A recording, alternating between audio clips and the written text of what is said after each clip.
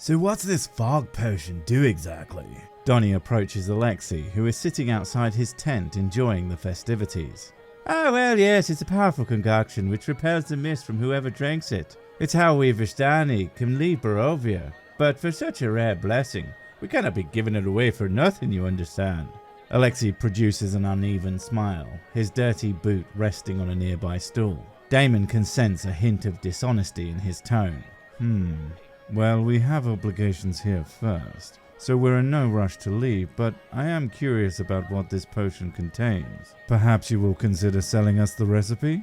The detective narrows his eyes at Alexei, who does the same in return. There's a recipe? Well, what's the damage? Donnie begins rooting inside his shell for valuables. Well, our traditional ingredients are sacred, but the product itself, we'll sell you that for the low price of 250 gold. Conveniently in any currency. Alexei winks. We got a deal. Guys, that's so cheap. Donnie pouts around to his unconvinced colleagues. Come on, if we pool our wealth, it'll totally be worth it. We Vistani are known for our generosity and fair prices. Alexei encourages. Damon folds his arms. I think we should attend to our business. Perhaps another time. He grumbles before purposefully walking away. The wizard sadly lowers into his shell. Oh, it'll be all right, my hard-backed friend. Here's a juicy tidbit. I can offer you for free. Alexei leans down to Donnie and whispers. There's this Wested fella with a bag filled with magical scrolls. He came by a few months ago. Stood exactly where you are now. Such charisma, that fella. I almost followed him myself. Anyway, he was trying to get some of the boys to join his so-called army and take the castle. But, he wanted to pay us in honor, not gold. So we had to turn him down. Alexei rolls his eyes and flattens his mustache with a finger and thumb. The paladin huffs, recalling the words of Doru. We heard about him. You know what happened? I heard stories. Well, more like rumors, honestly. Alexei's eyes brighten while telling his tale. Apparently the Dark Lord hit your fella down with a bit of butter lightning from the sky. Dead. His corpse cast into the chasm below, taking no scrolls with him. I went looking, of course, but found nothing. So if you want magic, I'd look for his body. He gives an amused snort. And maybe, since we are such good friends, you'd let me have first pick of those papers, if you find anything. Alexei sheepishly shrugs. Blossom feels an icy breeze run through his body, and an echoing voice fills his mind once again. He's not dead, but he might as well be. Blossom covers his ears instinctively to shield from the sound, but it does nothing to help. Shush! He hisses loudly. Well, I appreciate the advice. Donnie thanks Alexei while eyeing the pink enigma's strange behavior. Not a problem. Alexei leans in closer. I'll see you shortly. The Vistani waves as the party meets up with an impatient Damon. They head back to their improvised campsite as the sun hangs low in the sky. Ismark is in the process of collecting rocks to build a campfire. Great, you're back. You bring me a present? Ains chuckles to himself. We met some card reader. Apparently we have a destiny. Aru rolls her eyes. I already know my fate. It involves pulling off limbs. She slams down against the log. Damon begins discussing his woes openly. I'm unsure about the agenda of this Madam Ava, but she seems to know exactly who we are. Either she had spies trailing us, or she is in fact blessed. If this place could ever produce such a thing. The detective falls into his thoughts. Madam Ava? Father knew of her. His journals are a mixture of calling her a scam artist and a wise woman. Irina ponders. He couldn't quite make up his mind.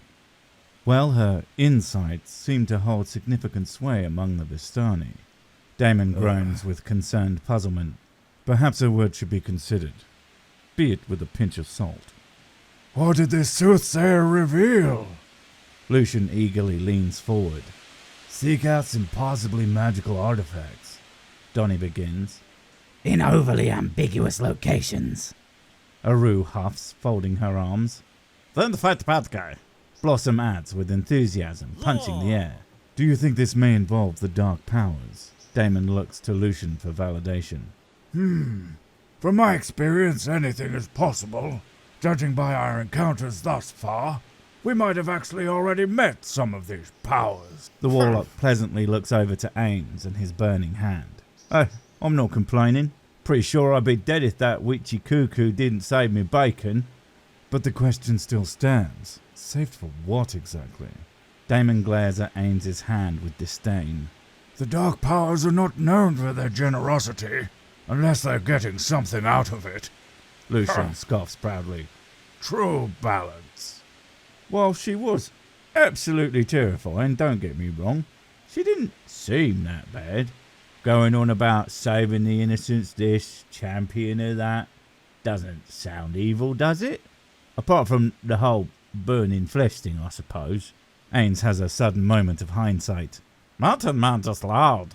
Blossom points at his ears. Lol said something about making the land beautiful. So can't be that soul-destroying. The orc grunts. I wonder if I shall meet any myself. Lucian looks up with a hopeful glint in his eye. Damon pinches the bridge of his nose and feels his anger building. The moment we entered into this prison, we became their toys. Death would be a blessing compared to the deals you have made with these entities. Damon barks and points an accusing finger. I really do hope we find a way to break their hold over this land, and maybe save your souls in the process. That's a heavy burden you've placed upon yourself, Mr. Creed. Ismark dumps a large rock on the ground, making a campfire. We Barovians are forced to accept our shortcomings. We easily forget what hope looks like, and you seem to have an abundance. It's refreshing, yet naive. Ismark purses his lips. Blindly accepting gifts from otherworldly creatures without truly knowing the cost is not very wise. Damon feels his rage peaking as he takes a deep breath. You've only been here mere days. Try a lifetime of endless torment at the hand of that cruel sadist who calls himself a lord. There is no escape, no refuge, just a cycle of misery, death, and pain. People crave what they have lacked their whole lives. Ismark harshly kicks the stones to shift them into a circle. And what might that be? The detective furrows his brow. Peace. Irina interrupts solemnly. The detective allows his thoughts to linger on that word for a moment. Perhaps I should not be so hasty. After all, you are the victims of these dark entities. Please, forgive my tone. I'm just expressing my concerns. Suddenly, there is a rustling in the trees. Everyone quickly gets to their feet. Alexei emerges with a stern look on his face. He cautiously looks over his shoulder. Sorry for the intrusion, lads, but I'm in a spot of bother, and I'm wondering if you could give me a hand. What seems to be the problem? Damon asks, returning to his normal temperament. You see, there's an increasing amount of my boys are turning up dead. Well, one dead, actually. Madam Ava put me on the job, but I haven't a clue where to start. You adventuring types have the upper hand on matters like this. Do you mind having a gander? What's the pay look like? Ains squints, assessing Alexei for his worth. Well, I'm not short on coin, if that's what you're thinking. Alexei lifts his chin towards the drow to assert dominance, but then recoils. But it is kind of urgent. The party pan over each other for one another's approval. The colourful man tilts his head towards Irina, trying to place her, but is distracted by a hulking great orc in his vision. What's with all the secrecy anyway, huh? Aru towers over him, gnarling her sharp teeth. Well, I've got a reputation to keep. Hiring outside help for an internal matter is a good way to lose it. Need to keep this between us. Alexei curls his lips and gulps, his wide eyes on Aru. We'll handle it. Damon concludes with a self-affirming forced exhale. Helping those in need is what we do. He whistles to Aru as if commanding a guard dog. Having undead roaming around isn't good for anyone. Can you take on this task? The orc with sunken eyebrows stares directly at Alexei, acting like a brick wall between him and Irina. My axe is getting kinda dry.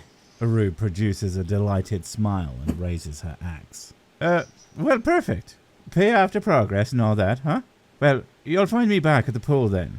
Alexei quickly leaves, avoiding further eye contact with the paladin. I think I'll remain here, watch over our charges, and plan some escape routes, the detective announces. I can't let you go alone, Damon insists. Who else is going? Blossom, help. The small one waddles next to the paladin. Count me in, Donnie purrs. I know how to handle dead guys. Lucian slinks forward. Damon looks at him with surprise. Proving yourself to be a team player. No, I just don't want my burns to seize up from all this sitting around.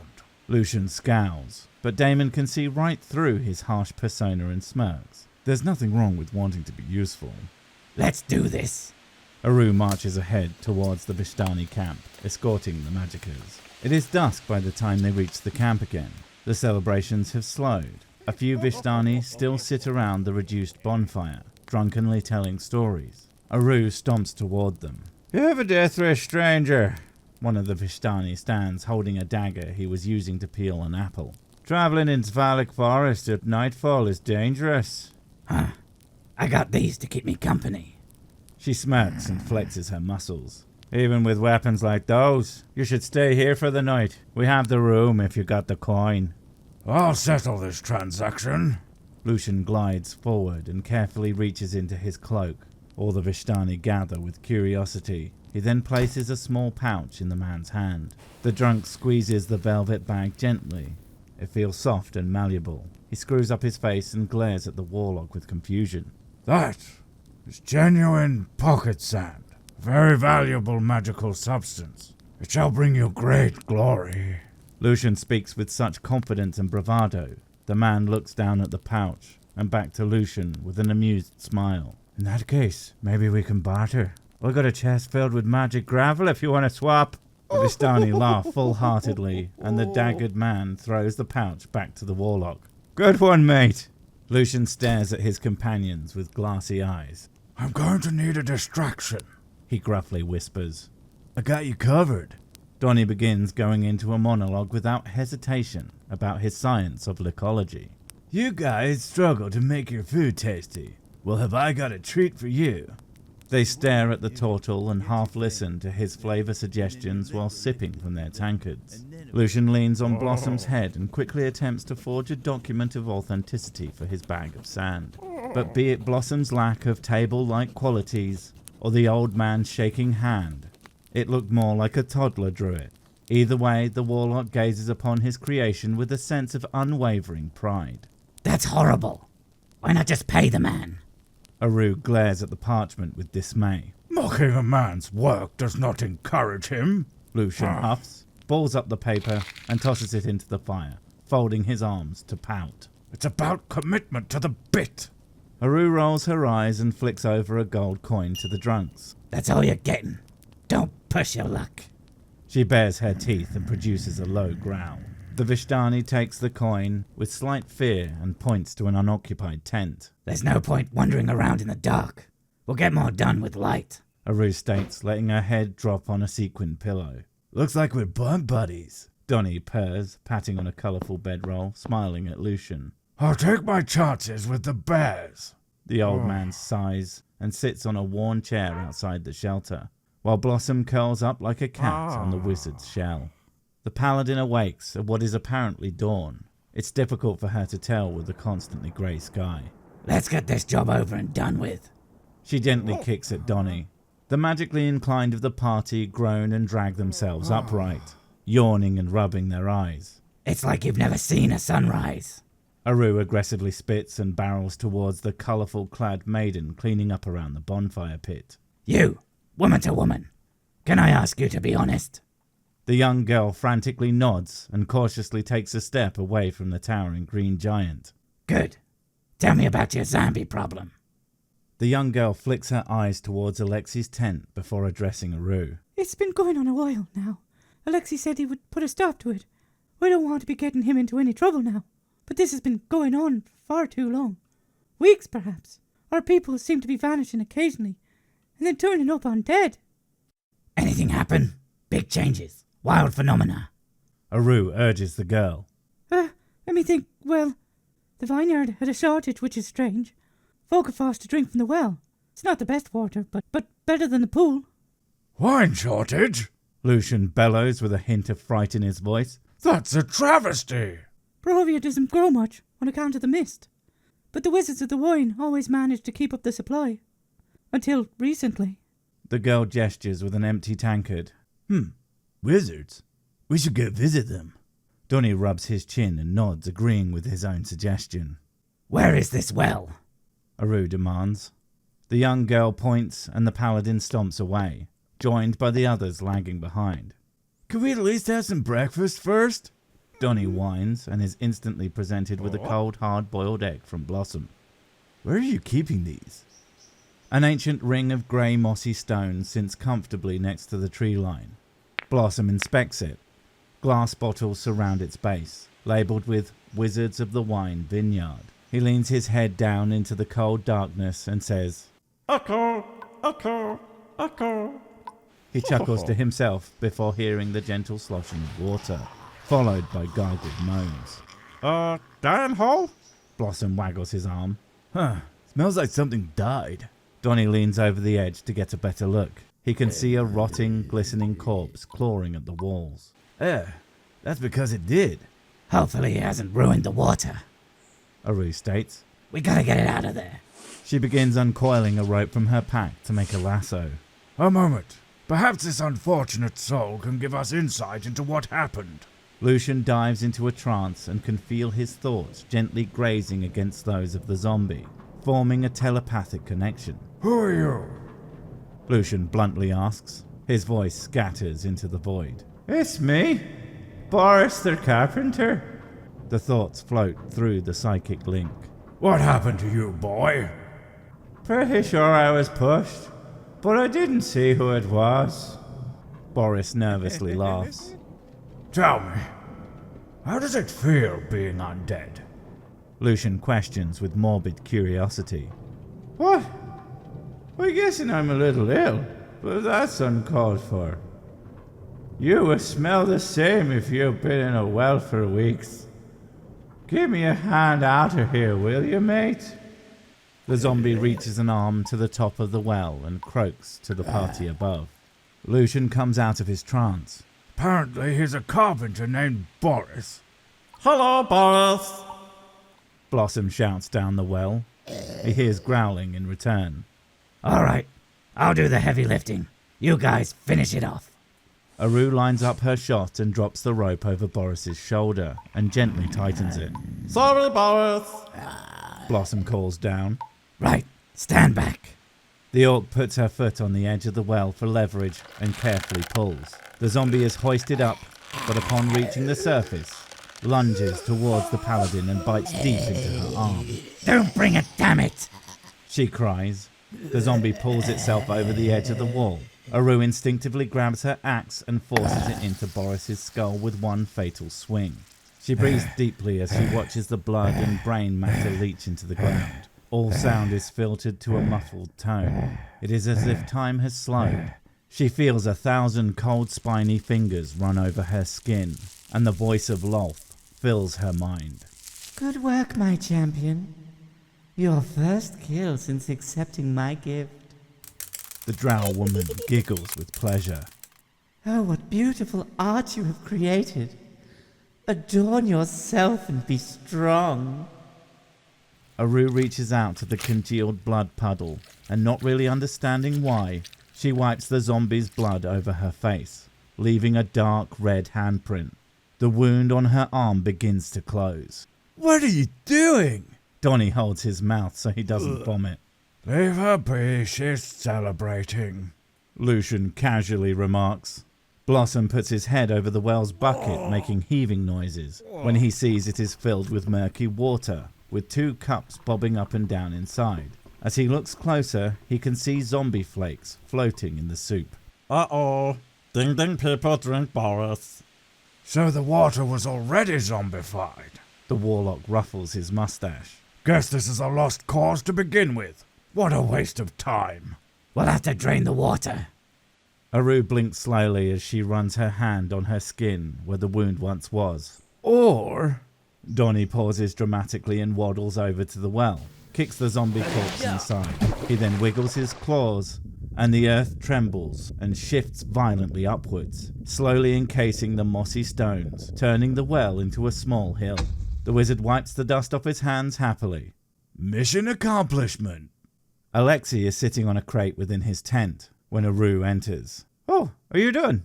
Does this mean you fixed our little problem? He inquires in a hushed tone. Sure, we fixed this problem. Donnie shifted his eyes, but Alexei doesn't seem to notice the lack of confidence. We appreciate it. So what was the cause? He smiles at the thought of a new story. Carpenters. Aru growls. One in the well. Wait, you mean Boris? Oh, we thought he went to Vallaki. Alexei looks to the side with a mild moment of grief. So he was... Undead. Yup. And now he's... Real dead. Yup. I think you may need a new source of water, too. Donnie mentions, half hiding behind the orc. Well, see. Alexei drifts into his thoughts. I wonder how he got there. He said he was pushed, but more likely he was... Lucian gestures a drinking motion. Alexei's eyes widened in acknowledgement. Ah, yes. Boris was known to enjoy the temple. But he was never clumsy. Curious. Any inclination to how he became undead in the first place? Not like this sort of thing just happens. Do I look like I care? Lucian folds his arms impatiently. Right, I suppose that wasn't in the job description. He reaches for his coin pouch, and the turtle emerges from behind his bodyguard, putting out his hand with a smile. Just tell me one thing. Alexei pulls the purse to his chest, and Donnie's smile instantly leans into a frown. Who is that cloaked beauty you've been travelling with back at your camp? She seems so familiar. Alexei squints his eyes, taking in the party's reactions. Oh, she's... Blossom's mask is suddenly squashed against his face by Aru's giant hand, muffling his voice. A commoner. She's guiding us to Vallaki. Aru firmly interrupts. Alexei purses his lips with suspicion and passes over the payment. Oh, of course. I should have known.